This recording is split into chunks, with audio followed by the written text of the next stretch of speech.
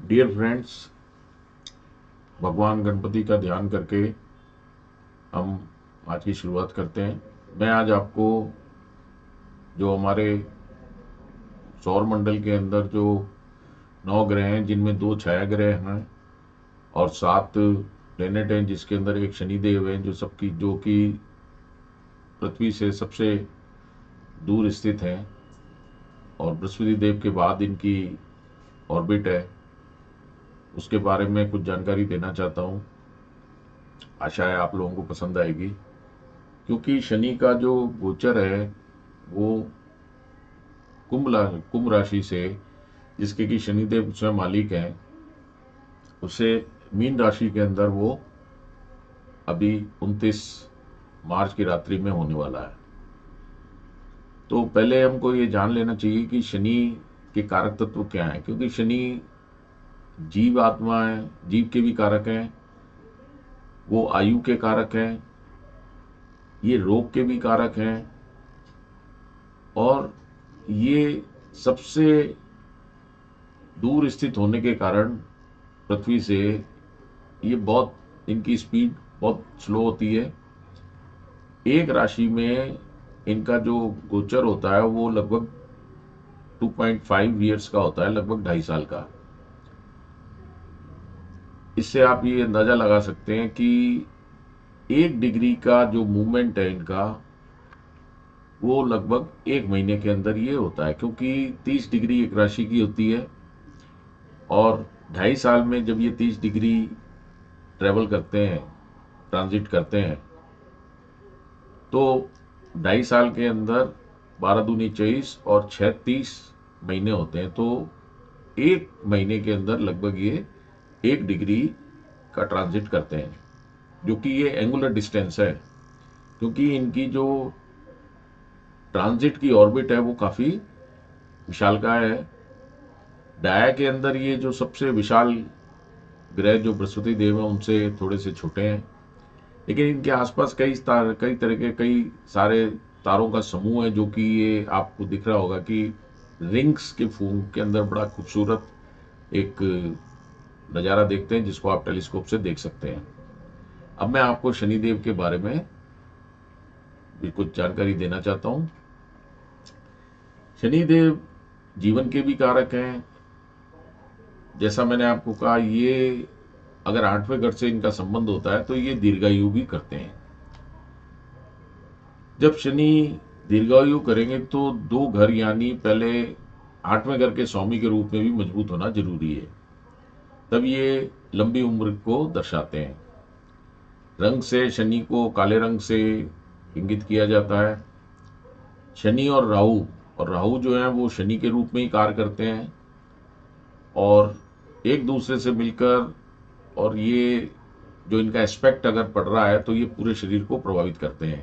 Aspect का मतलब मैं यहाँ स्पष्ट करना चाहता हूँ कि शनि की अगर राहु पे दृष्टि पड़ती है, जो कि 7वीं पूर्ण दृष्टि होती है, और शनि को, मंगल को और बृहस्पति को 2-2 दृष्टियां अतिरिक्त दी हुई हैं, तो वो उसमें अगर शनि और राहु आते हैं तो पूरे शरीर को प्रभावित करते हैं।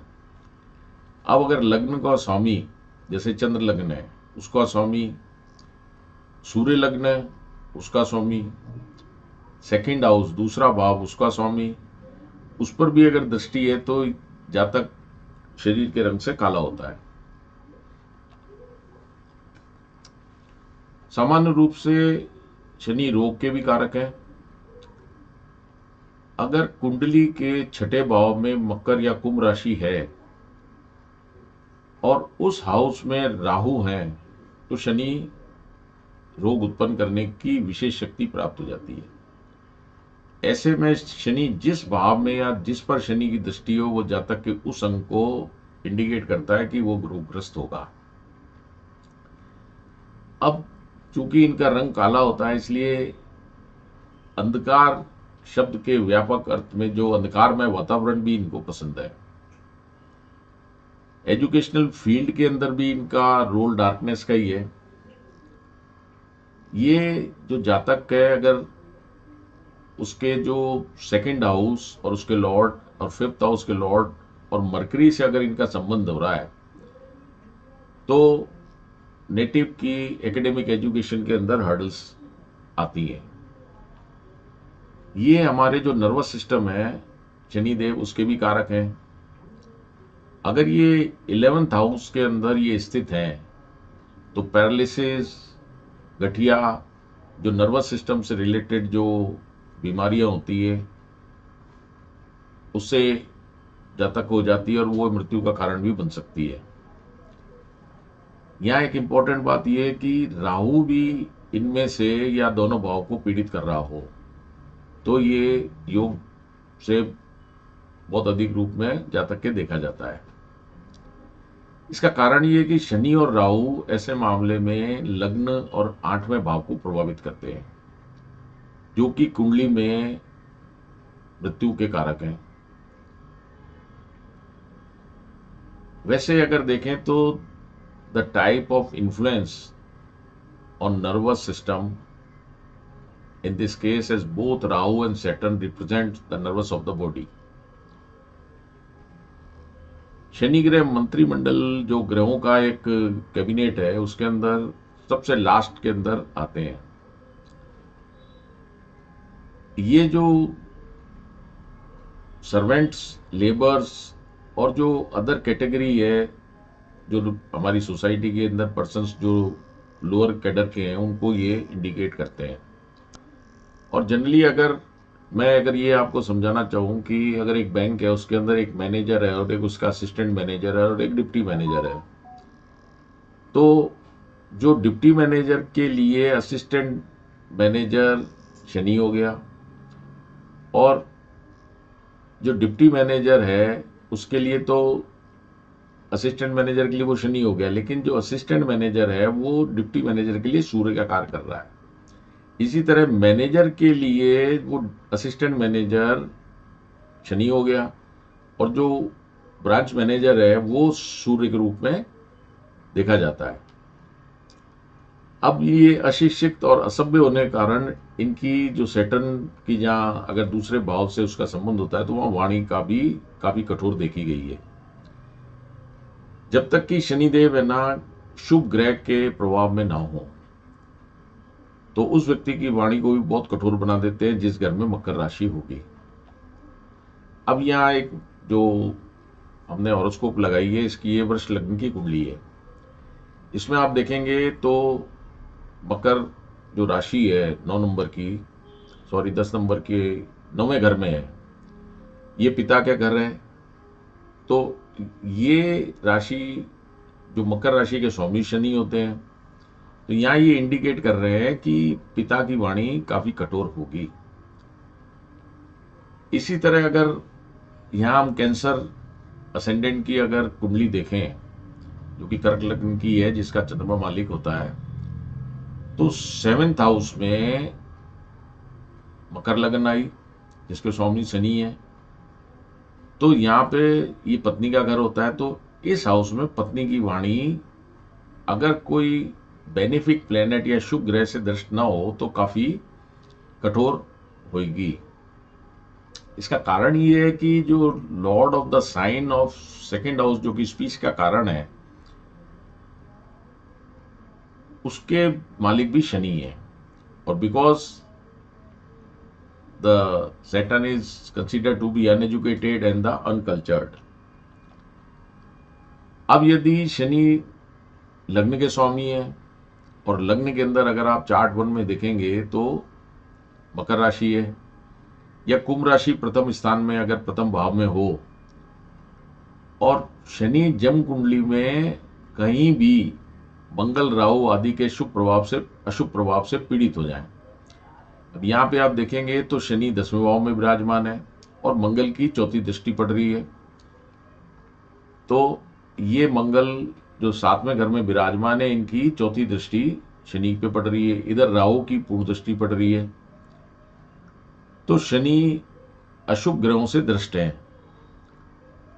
तो ऐसे जातक को आमतौर पर घुटने या पैरों में परेशानी होती है।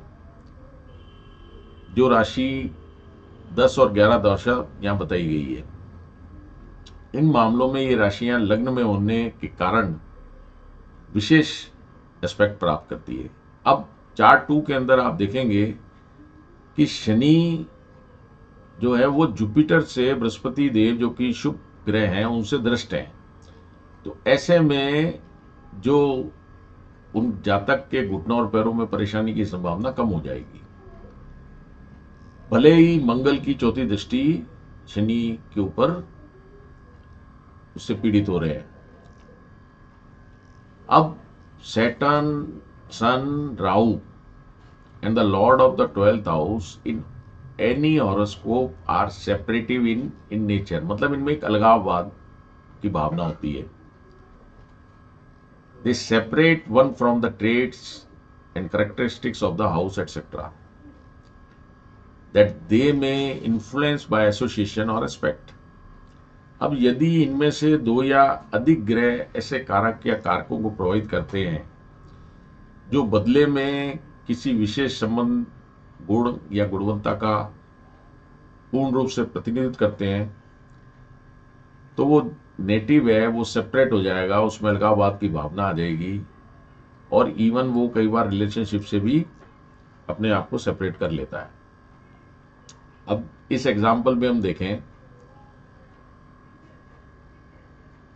अब इसके अंदर जो असेंडेंट है और उसका लॉर्ड, तो यहां पे शनि की, यहां पे शनिदेव चौथे स्थान पे विराजमान है, 7वीं दृष्टि 10वें स्थान पे पड़ रही है और 10वां दृष्टि उसके लग्न भाव पे पड़ रही है।